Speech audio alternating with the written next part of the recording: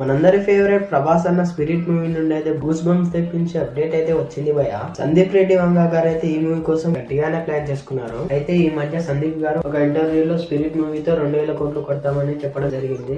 ఆ కాన్ఫిడెన్స్ ఏంటి వంగమ్మ నీకు? ఇంతకీ విషయం ఏంటంటే ప్రభాస్ అన్న బాడీ బాక్స్ ఆఫీస్ అని మనందరికీ తెలుసు. అయితే ఆ బాక్స్ ఆఫీస్ బాడీని వి షేప్ లోకి మార్చాలని వంగమ్మ డిమాండ్ అంట. అంటే ఇప్పుడు మనకు ప్రభాస్ అన్న స్పిరిట్ లో వి షేప్ బాడీతో కనబడబోతున్నాడు అనమాట. ఇదే గానీ జరిగితే డౌన్లీ స్పిరిట్ మూవీ అయితే ఇప్పట్లో స్టార్ట్ అవ్వదంట మావా. ఎందుకంటే ఈ ఫౌజీ రాజాసాబ్ మూవీస్ అన్ని కంప్లీట్ అవ్వాలంట. అయితే ఇంకా ఈ spirit movie year second half లో అయితే స్టార్ట్ అవుతుందంట మావా. ప్రభాస్ అన్న అయితే ఈ మూవీ కోసం స్పెషల్ గా 150 days ని ఇవ్వడం జరిగింది. ఏం పర్లేదు, ఎంత లేట్ అయినా ఫ్యాన్స్ కాలర్ ఎగిరేసే సినిమా వద్దని మాకు తెలుసు వంగా మావా.